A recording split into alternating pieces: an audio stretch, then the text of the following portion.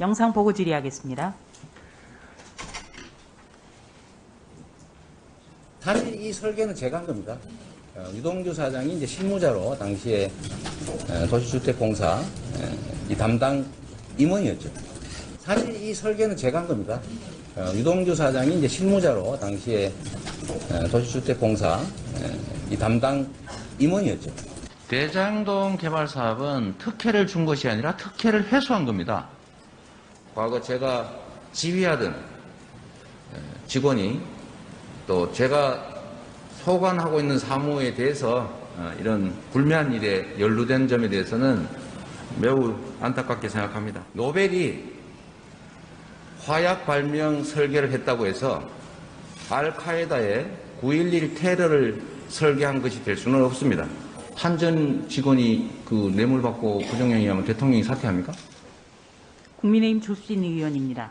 대장동 부패 게이트 관련해서 키맨이라고 불리는 유동규 씨가 배임 혐의로 구속이 됐습니다. 처장님 알고 계시죠? 네, 언론 보도를 통해서 봤습니다. 배임 등이죠. 뇌물 혐의도 있으니까.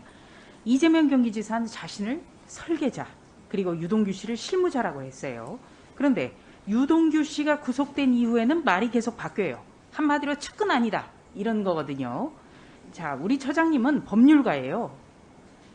유동규 씨가 실무자를 했다고 그러고 본인이 설계자 그리고 인허가권을 다 가지고 있었어요. 이재명 지사도 그러면은 배임 혐의가 적용이 돼야 되겠죠? 수사가 돼야 되겠죠? 하여간 가정적으로 물으시는 것이라 제가 뭐라고 답변을 하기가. 가정적으로 물어보는 게 아니라 법률가에게 여쭤보는 거죠. 자, 처장님, 공직자의 업무상 배임 구성 요건이 어떻게 됩니까?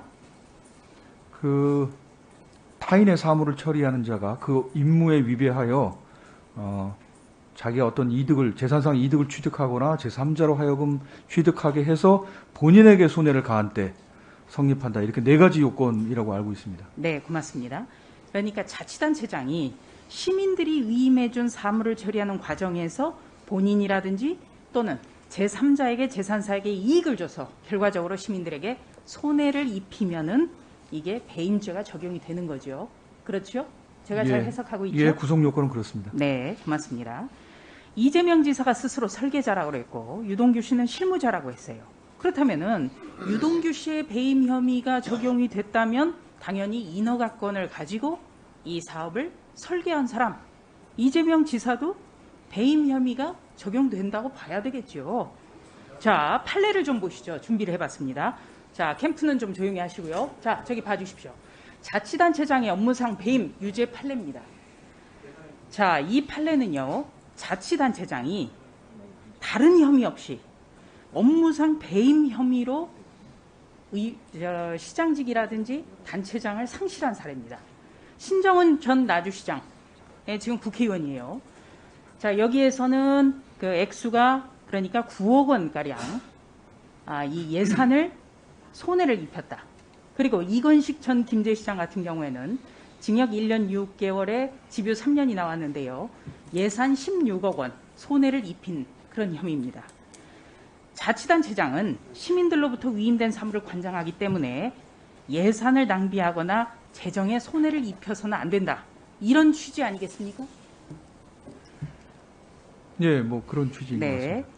특히 이건식 전 김제시장 같은 경우에는 우리법 연구회 소속의 박정화 대법관이 주심 재판관이었어요. 그런데 뭐라고 판결을 했냐면 시가 재산상의 손해를 입었고 또 어떻게 보면은 그 일감을 준 회사는 재산상의 이익을 받았기 때문에 피고인의 행위가 정당한 업무 수행의 일환이라고 볼 수 없다. 이렇게 판시를 했습니다. 그래서인지 더불어민주당의 오선 중진 의원조차 이재명 지사의 구속 가능성을 언급하고 있어요. 자, 더불어민주당 의원입니다. 그만큼 긴박하고 중대한 사안이라는 점을 저 PPT 한 장이 보여주고 있는 겁니다. 처장님, 시민단체가 이재명 지사를 배임 혐의로 고발한 사건 최근 검찰에 이첩했죠? 네. 네. 이 지사가 성남시장인 시절에 발생한 사건이기 때문에 공수처법 요건에 해당되지 않는다. 이런 취지로 알고 있습니다. 맞습니까? 네. 그런데 이거 검토하는데 2주나 걸렸습니까? 뭐 기초조사를 하는 데는 사건마다 다르게 걸리는데요. 이 사건은 성남시장 시절의 사건, 업무상 배임 사건으로 고발장이 구성되어 있습니다만 고발인을 불러서 그거 외에 다른 사실관계나 증거관계를 제출할 것이 있는지 의견을 듣고 그리고 그러면은 저희가 이제 2주라는 시간이 걸린 것 고발인 조사했어요? 예, 고발인 조사. 고발인 조사했습니까? 네. 네. 그러면 고발인에게는 공수처는 시장 시절의 배임 혐의에 대해서는 수사하지 않는다. 그것도 설명해 줬습니까? 그거는 이제 수사 과정에서 아마 그런 것으로 알고 있습니다. 그러니까 안내를 해줬다고 그렇게 알고 있다는 거죠. 그렇게 알고 있습니다. 네. 그런데 이거 검토하는데 2주나 걸립니까? 고발인하고 일정 조정해서 실제로 오는데 좀 시간이 걸렸던 것 같고요. 그렇다면 자세한 기초 조사는 이루어졌다고 생각하십니까? 예, 충분한 기초 조사가 이루어졌다고 생각합니다. 네. 그렇다면은 검찰이 지금 수사 단초로 삼고 있는 것이 이른바 정영학 녹취록이죠. 예, 뭐 검찰로부터 협조 받았습니까? 받아보셨어요? 정영학 녹취록 공수처 가지고 있습니까? 뭐 구체적인 수사 사항은 말씀드릴 수 없는데요. 사실 이게, 받았습니까? 안 받았습니까? 왜냐하면 정확한 수사를 해야 되지 않습니까? 저희가 이첩한 것은 관할이 없다는 것입니다. 그러니까 협조를 좀 이거는 팩트라기보다도요. 구하지 못했다는 거죠? 안 받았다는 거죠? 거기에 대해서는 이제 진행 중인 수사 사건이기 때문에 제가 말씀드리기가 좀 자, 곤란합니다. 수사 단초는 이른바 정영학 녹취록이에요. 그런데 정영학 녹취록은 지금 검토를 안 했습니다. 그러니까 여권 관련 수사가 곤혹스럽다는 건 아니겠어요? 특히 여당의 대선 후보까지 된 분인데, 그렇죠? 그래서 아니라 저희가 관할이 없는 사건은 수사할 수가 없습니다. 그래서 적당히 시간을 끌다가 검찰로 이첩한 것 아닌가, 이런 지적이 많습니다. 대장동 부패 게이트에는 이 지사의 배임 혐의 말고도 다른 범죄 혐의가 상당히 많다고 봅니다.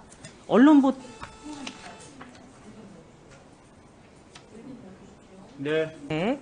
언론 보도 조금만 찾아보더라도 이재명 선거법 소송 비용 대납 의혹, 그리고 초유의 권순일 대법관 재판 거래, 사후수뢰 의혹, 정치권 로비 의혹 등 사건이 줄줄이 엮여 있습니다.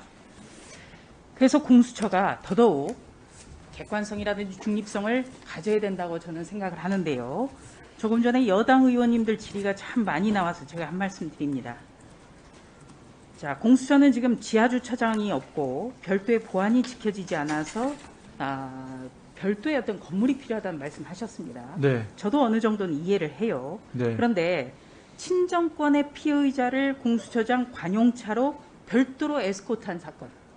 바로 그것 때문에 언론인들이 공수처 현관에서 진을 치고 누가 오는지를 기다리게 됐다고 하대요. 네. 그리고 공수처 현판식에는 추미애 당시 법무부 장관이 참석을 해서 바로 이런 점 때문에 공수처가 공무의 산하주가 있냐, 또는 과연 공수처에서 객관적이고 중립성 있는 수사가 이루어지겠느냐, 이런 말들이 계속 나오기 때문에 우리 공수처 단계에서 훨씬 그런 유념을 하고 생활을 하셔야 됩니다. 네, 말씀하신 부분 충분히 유념하겠습니다. 예, 다음은 김영민 의원님 질의해 주시기 바랍니다.